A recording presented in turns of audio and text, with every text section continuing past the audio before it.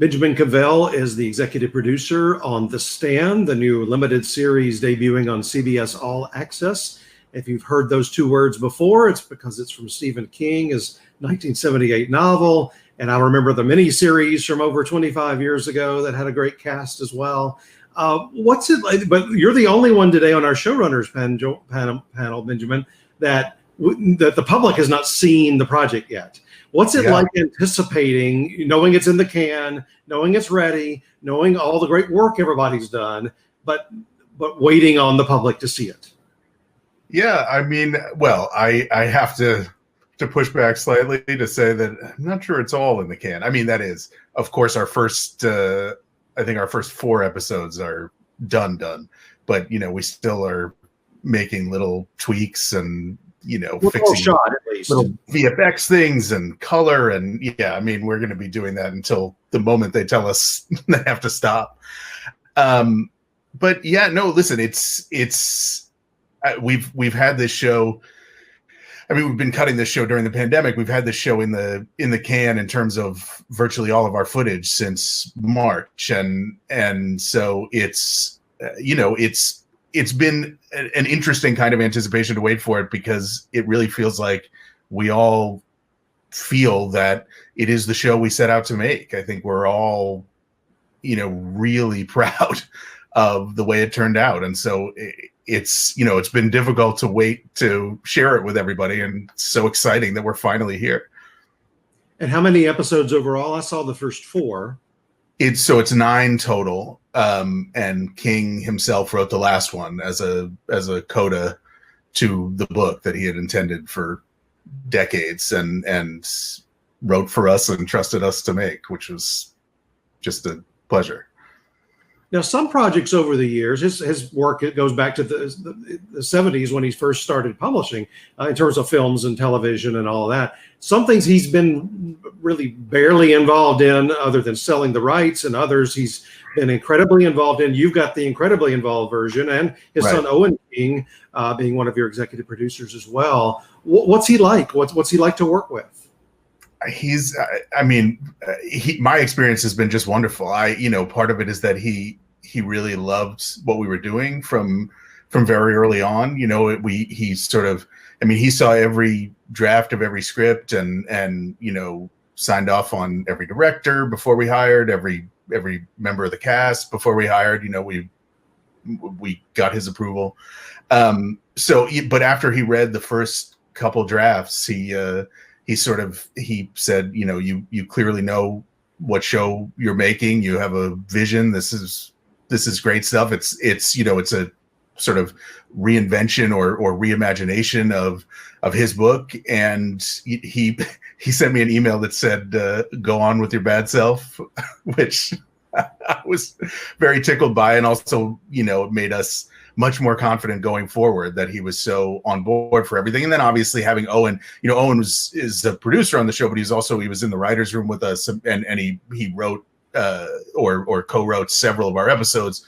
So, it always felt like we couldn't go too far afield, or if we started to go too far afield, there was a member of the King family always there who would have pulled us back. Not that they ever really had to. I mean, we set out.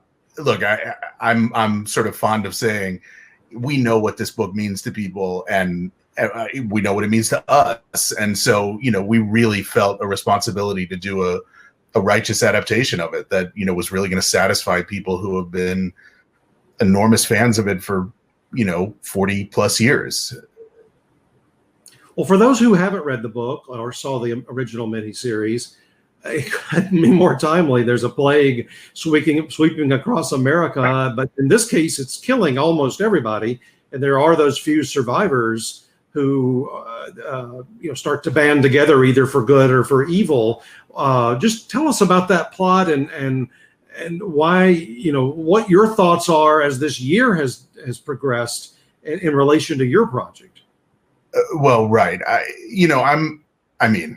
Obviously it's been very surreal, and it was surreal to be in Vancouver making it and sort of start to hear little bits and pieces of a pandemic spreading, and then obviously became way more than bits and pieces.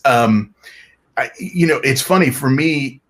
The Stand is really not a book about a pandemic. I mean, of course, there's a pandemic in it, but the Stand, as King has said himself, is really his version of Lord of the Rings in modern America. And in order to empty out the world for our heroes to walk to Mordor, there needs to be some mechanism, and that mechanism in the book is Captain Trips, which is this awful virus that's much, much worse than COVID and is in fact, completely man-made. I mean, the book makes no bones about the fact that this virus got out of a military lab and is designed to kill. And that's, it has been built for that, and it turns out to be incredibly good at it. So, such that it kills 99. In the book, it's 99.4. We committed to a version that's more 99.99% of humanity within a few weeks, and we did that actually because I did the quick math of how many people would still be alive in New York City if they killed 99.4% of the population, and it turned out that it would actually be not crowded, but more crowded than we wanted it to be for our purposes, or more crowded kind of than it's described in the book. So it felt like that's what we should commit to, the more emptied world version than 99.4. I don't think it's giving anything away. I want to talk a little bit about some of your cast. To say Alexander Skarsgård is your big bad evil Randall Flagg, Yes. Emmy winner, and boy, he could turn on the charm as well as any villain we've seen in recent years, especially on television. Looking back at Big Little Lies and other projects, what went into casting him, and what did he bring to the role from your perspective? Well, I mean, the charm. That you cite the charm is I think absolutely right. I mean, he is a departure from sort of, I don't know, a lot of the ways in which we were imagining. I think the tendency with Flagg and look, The Stand has influenced so many works that have come afterward, and certainly Flagg has influenced so many bad guys. By the way, not just for Stephen King himself, but I feel like it's been ripped off so many places, that sort of style of bad guy. And most people play it with a kind of, real flamboyance and a real sort of sense of I don't know, of drama, and it's not that Alex doesn't have that sort of showmanship as part of his makeup, but he plays it well. For one thing, for us, for the writers, for me, it was very important that Flagg, and certainly the people following Flagg, not just be kind of uncomplicatedly evil, like evil with a capital E. I mean, I don't find that interesting. I also feel like it diminishes the show's relevance, because I don't know that I feel about people in the world that it's very common for people to just be evil.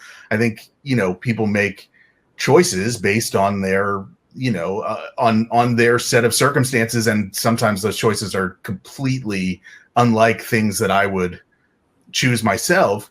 But it was very important that Flagg seem, at least for a while in the show, to be a viable alternative. I mean, if where you as a viewer could think, hey, look, if there's a guy who looks like Alexander Skarsgård, who's charming like Alexander Skarsgård, who can levitate, and who seems to have a grip on what's going on in this madness, this chaos that they're all living through, right? Where, this horror that they've all just been through, but this guy seems to know what it's all for and where it's all leading. I feel like that's the kind of person that, one could see following, until, of course, you start to realize what else that person is made up of, or what his longer term aims are, and you start to become horrified by that. But it just felt like if we were gonna do this, especially for this era, it was important to explore the genuine appeal of an authoritarian strongman and a sort of cult of personality led by this charismatic guy. I mean, that seems to be something that has appeal in lots of disparate parts of the world, especially in the last however many years. And I think it's interesting to look at that not just as a function of, oh, well, those people must be bad guys, or, you know, whoever's getting behind this must be a bad guy, and to take it more as, you know, a question of, well, what is the appeal of this kind of person? I mean, what are they offering protection from, or what are they offering access to? Well, you've got such a great cast overall with people like James Marsden and Greg Kinnear and Giovanna Depo and Amber Heard. But I wanted to ask about Whoopi Goldberg. She's always been one of my favorites, and she's on the opposite end of Randall Flagg. What were your expectations, and how did she exceed those working with her? Well, I mean, you know, Whoopi is an icon, and she was the only person that I could ever imagine in the role. I mean, Mother Abigail and Tom Cullen, I thought, were the two characters in the book who sort of needed the most kind of radical updating in order to really play in 2020. And, you know, Whoopi and I talked a lot about, you know, when she was first coming on, because Whoopi has loved this book forever and apparently she wanted to play Mother Abigail in the original miniseries, the part that Ruby Dee played. I have no idea how that would have worked since she was about 40 years old, but be that as it may, well, you can't really say no to Whoopi. So if she had insisted, I'm sure it would have happened.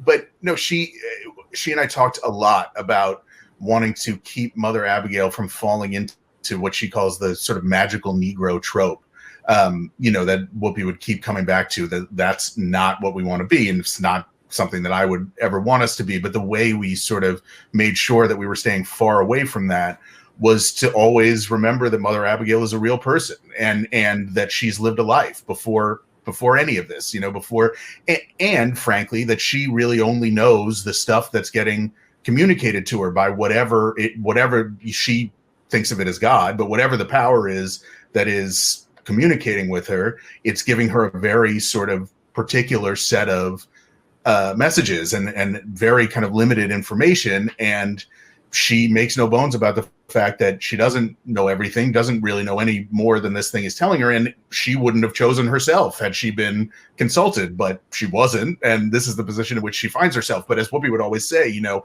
but the key is that she never stops being a real person, and that she's buried husbands, and she's run around, and she's sowed her oats, and she's cheated on husbands, and she's made mistakes, and just that we give that character the respect of, you know, giving her real human frailties and contradictions. And I think we've done that. Well, Benjamin, I'm thoroughly enjoying what we've seen so far, and I know we've got some more that'll be coming. But the public can, just about the time this video debuts of our interview, can start watching, and I hope everybody enjoys it as much as I am. Me too.